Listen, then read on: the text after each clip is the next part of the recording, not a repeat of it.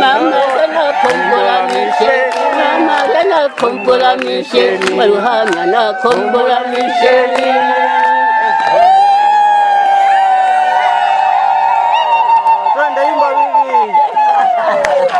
Kwanza wageni wanakaribishwa kwa nyimbo na mapambio. Waluhanga ta kombola misheni. Kisha kwanza inaelezwa historia ya kambi hii ya wakoma ya Kidugalo kutoka kwa mwangalizi wa kambi hii Bwana Richard Masanja. Hii kambi ya Kidugalo ilianzishwa mwaka 1931. Imeanzishwa baada tu ya kuanzishwa huduma ya utabibu Sikonge, hospitali ya misheni kule, ambapo wagonjwa wengi walifika kule kutibiwa, wakiwemo na wagonjwa wa ukoma. Wale madaktari wa mishonari waanzilishi Dr. Kivel akisaidiwa na sister mmoja wa Kidenish Margaret, waliamua kuwatenga wagonjwa wa ukoma wawe na sehemu maalum kulingana na hali ambao walikuwa wanafika nayo. Eneo hili lilikuwa ni pori, ilikuwa ni msitu kabisa, lakini kulikuwa na nyumba moja ya mwalimu ilikuwa eneo hili. Ikabidi wamtoe yule mwalimu wakamhamishia Usoke. Na ile nyumba aliyokuwa akiishi yule mwalimu ndio walileta mgonjwa wa kwanza mwenye ukoma mahali hapa. Lengo likiwa kwamba waweze kutunzwa wakiwa peke yao kulingana na mazingira waliokuwa nayo. Katika miaka hiyo kulikuwa hakuna matibabu ya ukoma. Kwa hiyo yule sister Margaret alipewa kazi ya kutunza hao wagonjwa wenye ukoma, hasa kuwasafisha vidonda, kuwaogesha na huduma zingine. Kwa kuwa hao wagonjwa wa ukoma walikuwa kipindi hicho wakikataliwa na jamii zao, hasa familia, walikuwa wakihangaika huku na huko ili kusalimisha maisha, kwa sababu wengine waliuliwa. Akionekana tu na ukoma kwenye familia, wanamuua kimya kimya. Kwa hiyo walikuwa wakikimbia wakienda huko na huko kusalimisha maisha. Baada ya kuonekana mahali hapa wanatunzwa vizuri, wanapewa huduma vizuri, kwa hiyo walifikiri kwamba hapa ndio itakuwa mwisho wa tabu yao, mwisho wa safari yao ya kutafuta salama ya maisha. Kwa hiyo wakasema kwa lugha ya Kinyamwezi kwamba hapa ya duga. Maana yake kama ni safari ulikuwa unatembea, njia imefika mwisho, hakuna tena kule mbele, the end of the road. Kwa hiyo ile neno ya duga kutokana na matamshi kuwa kidogo yana utata, baadaye ndio wakawa wanaenda wanabadilisha, ndio ikawa Kidugalo.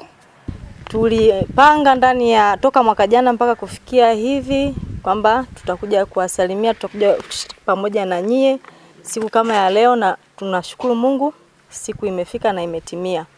Sisi tunaitwa Flag Group, ni kikundi cha kina mama ambao tunapatikana Kazaili Ng'ambo. Tuko wanawake 30. Tulipanga hii program ya kuja kuwaona mama zetu, baba zetu wenye uhitaji. Tukasema kuna siku tutakuja tule, tunywe, tufurahi na nyie. Hatimaye leo imetimia, tumefurahi sana. Tunaomba mtupokee kwa hilo. Dhumuni letu ni nini? Chama chetu tunasaidizana kwenye shida na raha, kwenye matatizo, kwenye misiba na vitu vingine vingi. Tukasema hapana, fungu la 10 tutaenda kuwatolea watu wenye uhitaji ambao ndio nyie, ambao ndio vitu hivi hapa tumeleta. Hivyo vitu vina thamani ya shilingi 1,100,000. Kwa hiyo tutawagawia, mtaenda, sio kama tutamaliza matatizo, hapana, lakini mtaenda kutumia kwa huu muda mfupi, na sio kama tutaishia hapa. Nadhani tutakuja tena mara nyingine na nyingine na nyingine tena. Kwa hiyo kwa hilo tukasema hapana, ngoja leo twende tukakae na ndugu zetu, tufurahi, tumrudishie Mungu sadaka. Tunamshukuru Mungu kuonana nanyi ndugu zetu, tunawapenda sana. Tuna kidogo hichi tulichowaletea, ni sehemu ndogo tu ambayo mtaenda kuitumia. Ni vitu vyenye vinajionyesha pale, kuna unga, mchele, chumvi, sabuni na vitu vingine vidogo vidogo. Karibuni sana. Leo tumependezwa kuungana na ndugu zetu wa wilaya Sikonge. Tumekuja kuungana na ndugu zetu ambao ni walemavu wa ugonjwa wa ukoma. Kuna vitu baadhi tumewaletea kulingana na uwezo tulionao. Tumeguswa. Kikundi chetu kimeanzishwa mwaka 2017 tukiwa na madhumuni ya kusaidiana katika shida na raha. Ni wana kikundi wanawake tupo 30 ambao kwa umoja wetu tunasaidiana kwenye misiba na sherehe. Sherehe aina yoyote, hatubagui sherehe iwe ya aina gani. Tunafanya sherehe za aina yoyote. Pia katika kikundi tumejiwezesha, tumepata miradi, tunakodisha viti, tuna matente. Watu wanapenda kutumia lugha ya kusema mahema. Tuna mahema mawili, tuna matente, tunapika kwenye masherehe, tunapamba. Huo ndo mradi wetu wa kikundi. Baada ya makabidhiano ya zawadi hizi zenye thamani ya zaidi ya shilingi milioni 1, wana Kidugalo wanatoa neno la shukrani. Tunashukuru kuwaona nyinyi na kutuona sisi. Mwenyezi Mungu awajalie, awape neema, mtukumbuke tena sisi wanadamu wa Kidugalo. Mkileta hata kanyama tunashukuru. Mlete kasamaki tunashukuru. Tena tunashukuru sana wanadamu wenzetu jamani, wako wengine hapa Ujukuu, wako mtoto wa Marambili. Tole shukuru sana. Oiswa na ikambiliswe Kidugalo tumebaki ni 6 tu. Wote wameenda kwa Mungu, tumebaki 6. Sasa kwa hiyo mtukumbuke tena, mnakaa na roho zenu nyeupe. Jamani, tuwakumbuke misheni kule Kidugalo. Hapa nimefika mwaka 71. Nashukuru sana wakina mama